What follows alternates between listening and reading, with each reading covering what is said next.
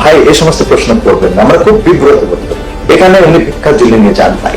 যেহেতু প্রধানমন্ত্রী হিসাবে প্রথম সফর এবং তারপর আবার দেশটি চীন, পৃথিবীর অন্যতম পরাশক্তি, তাই প্রশ্নটা তো সকলেই তুলবেন, কি নিয়ে ফিরলেন তারেক রহমান চীন থেকে?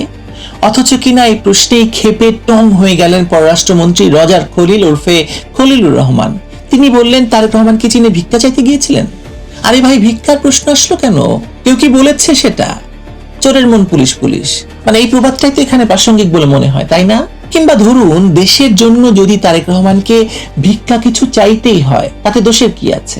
একজন যোগ্য দেশপ্রেমিক নেতাই তো প্রয়োজনে দেশের জন্য, জনগণের জন্য ভিক্ষা চাইবেন, তাই না? চলুন দেখা যাক, ভিক্ষা চেয়েও তারেক রহমান পাননি, নাকি কিছু না নিয়ে চীন থেকে বিদায় করে দেওয়া হয়েছে তাকে।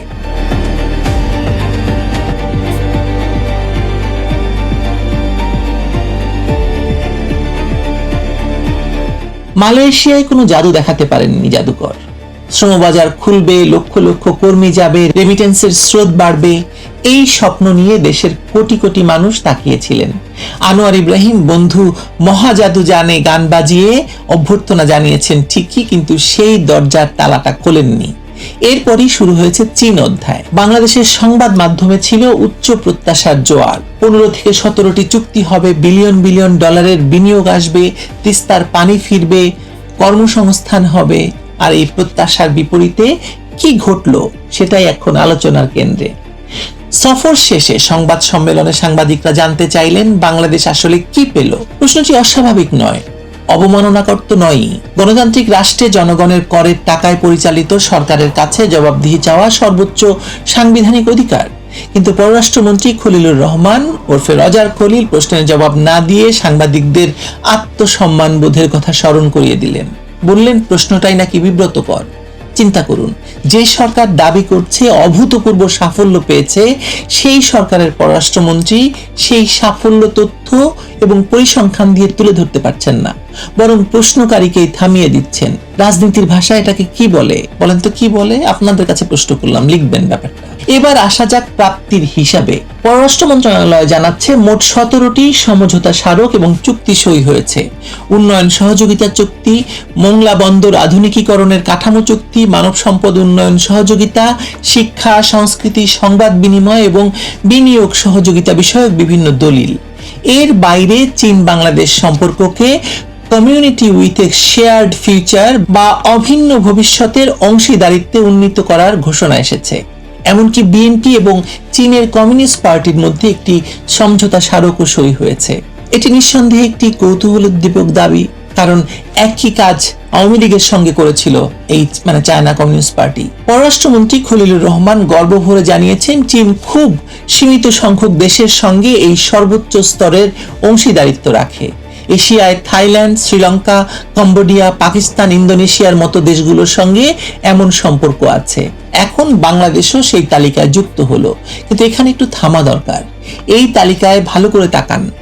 শ্রীলঙ্কা চীনের ঋণের ফাঁদে পড়ে হাম্বানটোটা বন্দর হারিয়েছে।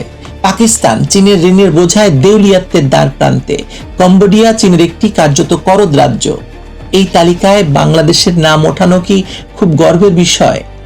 শেখ হাসিনার আমলে চীনের সাথে যে ব্যবসা বাণিজ্য হয়েছে তা রেসিপ্রোকাল, এবং শেখ হাসিনা চীনের কাছে ঋণের বোঝায় নিজেকে বিকিয়ে দেবেন না, দেশকে বিকিয়ে দেবেন না বলে চীনের প্রস্তাবিত অনেক ঋণ তিনি গ্রহণ করেননি। আর যা করেছেন তা দিয়ে তো কি হয়েছে, পদ্মা সেতু সহ কি হয়েছে আপনারা সবাই জানেন।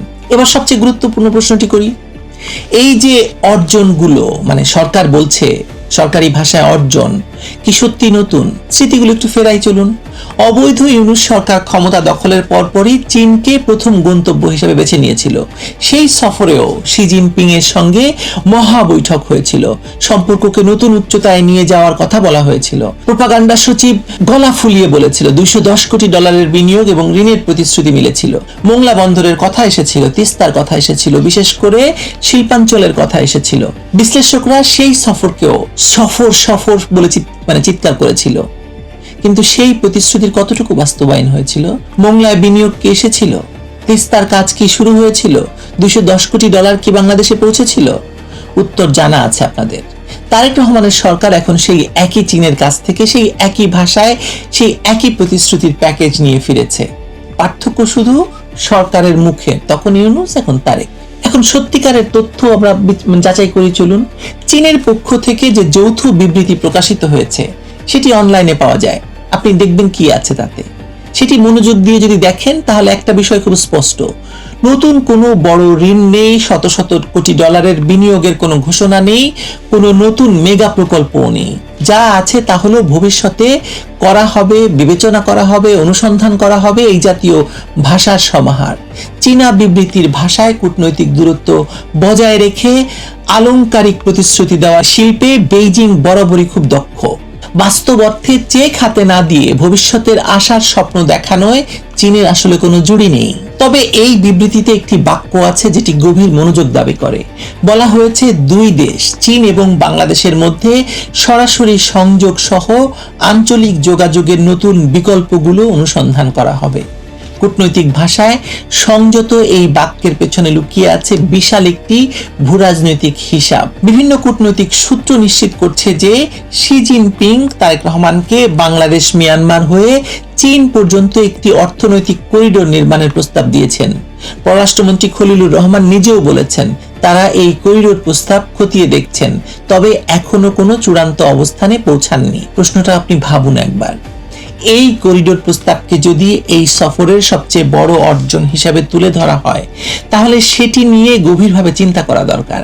কারণ এই করিডোর যেতে হবে মিয়ানমারের মধ্য দিয়ে, সেই মিয়ানমার যেখানে এখন চলছে ভয়াবহ গৃহযুদ্ধ। রাখাইন রাজ্যের নিরাপত্তা পরিস্থিতি সম্পূর্ণ অস্থির। যে দেশ থেকে 10 লাখের বেশি রোহিঙ্গা বাংলাদেশে এসে আশ্রয় নিয়েছে, সেই দেশের মধ্য দিয়ে বাণিজ্য করিডোর নির্মাণের স্বপ্ন দেখানোটা কি আদৌ বাস্তবসম্মত, নাকি এটা চীনের সেই পুরনো কৌশল, ভবিষ্যতের আকর্ষণীয় স্বপ্ন দেখিয়ে বর্তমানে কোনো বাস্তব প্রতিশ্রুতি না দেওয়া? আর সংসদের ধন্যবাদ প্রস্তাব প্রসঙ্গে একটু না বললেই নয়। বিএনপি মহাসচিব মির্জা ফখরুল ইসলাম আলমগীর সফরের অভূতপূর্ব সাফল্যের জন্য ধন্যবাদ প্রস্তাব এনেছেন, সর্বসম্মতিক্রমে তা পাশও হয়েছে। স্পিকার বললেন নতুন দিগন্ত উন্মোচিত হয়েছে। এই দৃশ্যটি কোথাও পরিচিত লাগছে না আপনার কাছে? একসময় আওয়ামী লীগ সরকারের সফর শেষে একইভাবে সংসদের ধন্যবাদ প্রস্তাব পাশ হতো, একই ভাষায়, একই উৎসাহে, একই গর্জনে। সরকার বদলেছে, রাজনৈতিক প্রদর্শনীর নাটকটি বদলায়নি। তারেক রহমান নিজে সংসদে বলেছেন তিনি দেশের মানুষের স্বার্থ রক্ষার চেষ্টা করেছেন, কিন্তু একটি প্রশ্নের উত্তর দেননি। চীন বা মালয়েশিয়া কি দেশের স্বার্থ বিরোধী কোনো কিছু চেয়েছিল?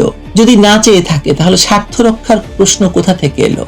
আর যদি চেয়ে থাকে তাহলে সেটি কি ছিল এবং কিভাবে প্রতিহত করা হয়েছে সেটা জনগণ জানতে চায়। তারেক রহমান নিশ্চয়ই এটাকে ব্যাখ্যা করবেন, ইলাবোরেট করবেন। কোন সে স্বার্থ চীন ভঙ্গ করতে চেয়েছে বাংলাদেশের, বা কোন সে স্বার্থে টান পড়েছে বাংলাদেশের? চীনের সাবেক রাষ্ট্রদূত মুন্সি ফয়েজ আহমদ নিজেই স্বীকার করছেন কোনো প্রতিশ্রুতি শেষ পর্যন্ত বাস্তবায়ন হয় না, কারণ বাংলাদেশের সেই গ্রহণ করার ও কাজে লাগানোর দক্ষতা সবসময় থাকে না।